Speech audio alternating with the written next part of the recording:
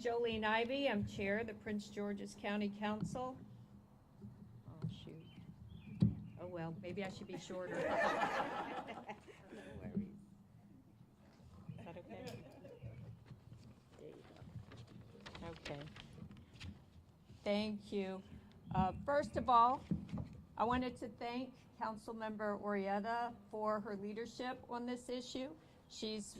One of the first things that I knew about her was when she was first running for county council, and she was openly LGBTQ, and it just surprised me given, you know, our county isn't always as open, or we didn't think so, and so I gave her a lot of credit for being who she was, and so now she's in a position where she can actually make some changes, and it's good to see this particular change, to have this flag be raised today. When I was in the House of Delegates way back in 2007, I was asked to be a co-sponsor of the marriage equality bill. And I very happily did it. It was a little bit controversial back then. I mean, it was before Obama did his thing, right? So during that time, it was not always accepted to be for marriage equality. And that was the one thing I thought I could do as a legislator that would make a real impact on people's lives. Now, one thing that I know is different, but I still see very much the same, my parents weren't allowed to be married to each other when they got married in the 50s. My mom was white, my dad black, and they had to live in DC because it was illegal in Maryland and Virginia for them to be married. So they lived in DC, and I just thought growing up, well, how silly is that there was a law against them being married? Because I wasn't aware of it as a little kid. And then by the time they got divorced, it was finally legal for them to be married. But in any event, I did think always, I just thought that was dumb. So why can't anybody just marry each other who wants to get married? So I just didn't think that it was something that I would ever not support. And I was very happy to support it, to vote for it when it finally passed. I believe that was 2012. And actually, I remember my dad was a wonderful man, not the most open-minded. And when I told him, you know, that this was going on in the legislature, and he lived with us then, he told me that it was the dumbest thing he'd ever heard of, right? And I was like, Dad, no, this is serious. You and Mom weren't allowed to be married. But he thought it was different, and I didn't, and that's where we differed. But when he was actually dying, I was in the hospital with him, and something happened where the vote was happening that night. And he didn't die that night, fortunately. But I had to leave him, and I didn't want to tell him, well, Dad, you know, I know you'd want me to do this, because I knew he wouldn't want me to do it. But I left him there so I could run back to Annapolis so I could vote for marriage equality, and it did pass that night. And I was really, really happy to be a part of that. But then, of course, I had to go back to the hospital, and it was some days later, but he did pass. And I don't know if he ever knew I voted for that. I think he did, because I would never have kept it quiet. So in any event, today, as we raise the pride flag in Prince George's County, it was up last year, but we didn't have a ceremony.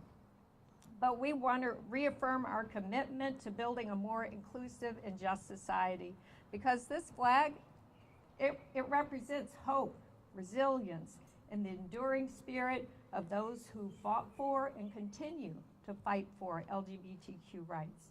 Thank you so much for being here today, and I'm passing the mic on to Aisha Braveboy, our state's attorney. Thank you so much. It is such an amazing and beautiful day, one fitting for this ceremony. So thank you so much, Councilmember Orietta. Thank you so much for your bravery, your leadership, and really just being an amazing truth teller in our community. And the truth is, there are so many people here who are living in silence, who are unsure of how their neighbors will feel about them, their families will feel about them. And when I became state's attorney, I realized that that also applied to the justice system. And I wanted to ensure that people understood that the justice system would apply to them and that they would be embraced by this system, that they could seek justice through through Prince George's County State's Attorney's Office as victims of crimes, as those who are witnessing offenses. We want to hear from you. We want to support you. We want to represent your interests. And so I created the very first LGBTQIA plus task force in the state's attorney's office to really be able to connect the community to our office. And I remember in the first maybe year or two in serving as state's attorney, we had 2 deaths of transgendered women here in Prince George's County. And one of them was engaged in commercial sex work. And the reality is that for so many members of the community, especially our transgender community, they may not be accepted in certain workspaces and places. And so everyone has to take care of themselves. And unfortunately, they have to make choices.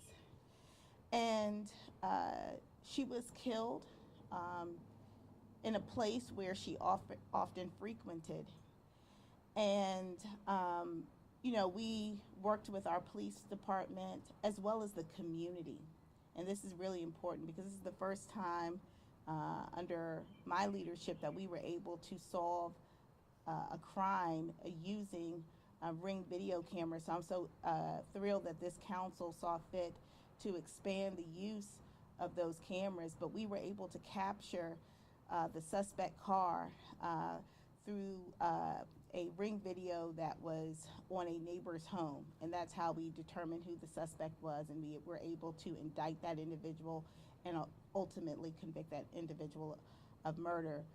But during that process, we brought the members of the LGBTQIA plus community in.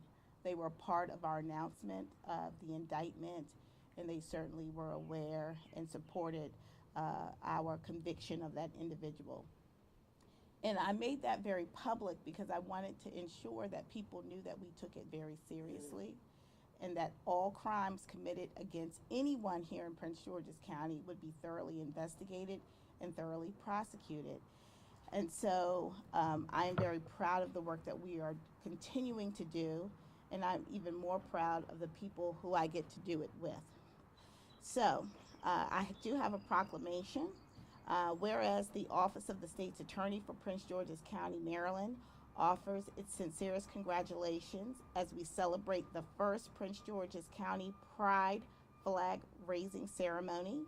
And whereas June 28, 1969 marked the beginning of the Stonewall Uprising, a series of events between law enforcement officers and LGBTQIA plus protesters that stretched over 6 days. It was not the first time of raids or the first time the LGBTQIA plus community fought back, but the events that unfolded during those 6 days fundamentally changed the nature of the LGBTQIA plus activism in the United States.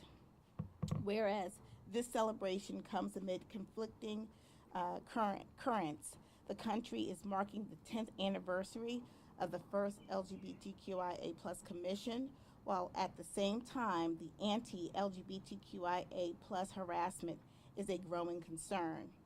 And whereas Prince George's County prides itself on being welcoming and inclusive in an inclusive community who is not immune to hateful acts, but stands in solidarity with citizens of our neighborhoods. Whereas it is a pleasure to extend the expression of this office's esteem and best wishes on this momentous occasion. Now, therefore, I, Aisha Brave Boy, State's Attorney for Prince George's County, hereby proclaim May 31st, 2024 as Pride Month kickoff. Congratulations to all. Thank you.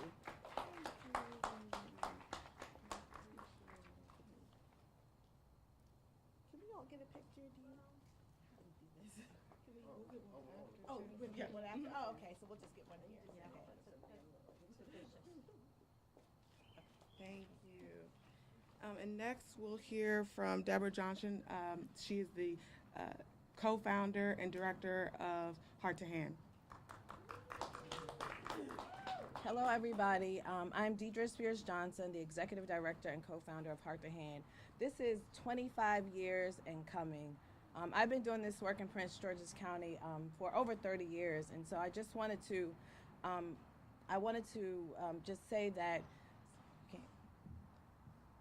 I wanted to just talk about the work that we do at Heart to Hand. Heart to Hand is a 501c3 community-based organization located less than a mile from here. And we started the organization for Black women in 1998. And we quickly learned that we had to open our doors to the LGBTQIA community because there was nobody in the community doing the work. And what we learned was that a lot of those folks, they were losing their families, they didn't have anybody to go to, and there was a lot of suicide happening at the same time.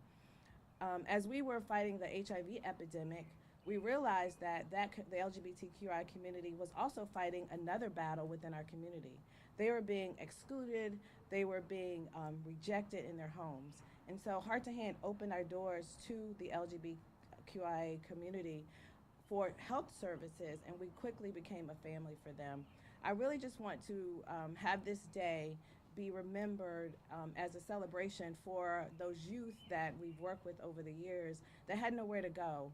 And so as we continue with this fight, like people are saying, this is just a symbol. We have a lot of work to do in the county. It's real work. It's work in your families. It's work at your jobs. It's work at your homes. And I really just want this day to be a call to action for you to be an ally. I consider myself a very strong ally for the LGBTQIA community. And it means that you don't stand by when you hear people talk about, you don't hear homophobic statements. You know, you're hearing it in your homes, you're hearing it in your jobs. And so I really want you to step up, and I want you to speak out. One of the things that you can do, you can educate yourself about what it does mean to be an LGBTQIA ally. It means that if someone says they want to have a certain pronoun, learn the pronouns. There's some basic things that you can do to support the community as an ally. Please let this be a call to action, not just in symbol, but in actions. And so again, we're here to help, and we really want to thank the council for taking these steps to move this forward. And so again, I'm Deidre Spears Johnson with Heart to Hand. Thank you. Thank you. And last but not least, we're going to hear from Delegate Ashanti Martinez. So good morning, everybody. It is such a glorious morning here in Prince George's County because we get to do something that we should have done a long time ago. You know, as a son of this county, I grew up and really started my career being told time and time again that we weren't ready for this, that we weren't progressive enough for this, that our people didn't have the thirst or the desire to be represented in these ways, and that someone who is of the LGBTQ community couldn't represent us in the halls of Annapolis, couldn't represent us in the halls of our county administration building, and weren't deserving to do so. And so today is a symbolic gesture of progress. It's saying that, no, you can serve, you can be seen, and you can be heard. You know, as the first member of our Annapolis delegation to be LGBTQ, during my swearing in, I said to the community, be who you are, celebrate your pride, and know in this moment that not only are you seen, you are heard, you're recognized, and there's a place for you in the Maryland House of Delegates. Today we're saying there's a place for you here in Prince George's County. You know, last year we were robbed of this opportunity. The flag went up in the middle of the night from some phantom. But we're here today because we know that the moral arc of the universe bends slowly, but it bends towards justice. So today is justice, today is equality, today is about inclusion, today is about love. And it's really that simple, folks. Our community doesn't want anything else that any other community wants. We want safe streets, we want good schools, we want services that work, we want 311 to answer the phone, we want all the things that every other community wants and we deserve. And so I'm just incredibly proud of my sister in this work, Councilmember Crystal Oriata, for continuing to push forward. When people say no, she says okay, and she finds another window, okay? The determination of our community is what drives me every single day, because I know that when I walk in a room, it's not just me. I come with 10,000. I come with so many others that I represent every single day that are LGBTQ here in Prince George's County and across the state of Maryland. And so I'm just incredibly proud to be here today.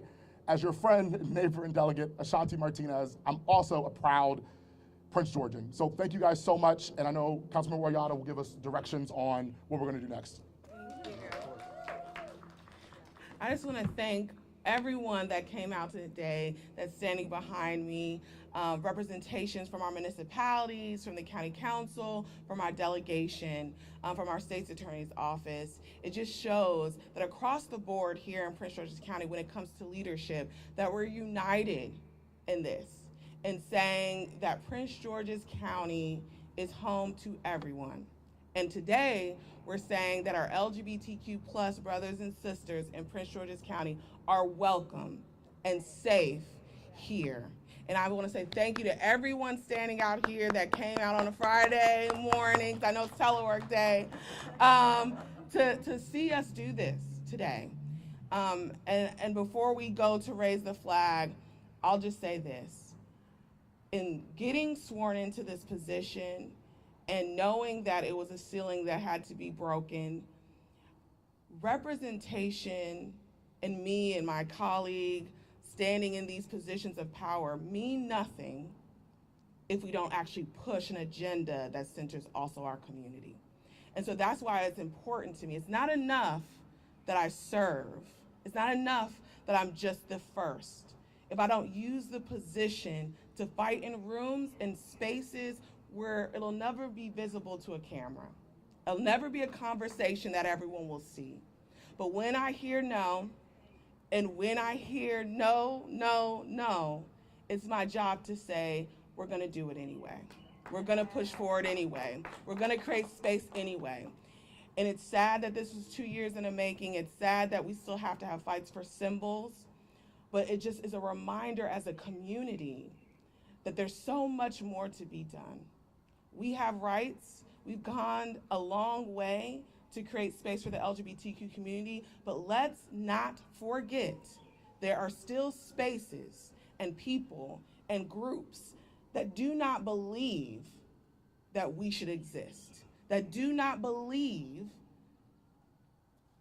that we should be able to have a family, do not believe that we should be able to be teachers, do not believe that we should be able to be parents. We have the highest rate of suicides for our youth in the LGBTQ plus community. So moments like this are not about just pomp and circumstance. It's not about me, and it's not about my colleagues. It's about the young person that was me right now, seeing their leaders saying, welcome home. So thank you all for being here today. Now we're gonna, if I could have everyone here join me at raising the flag, we're gonna raise the flag here in Prince George's County. And I get to do it, so bear with me.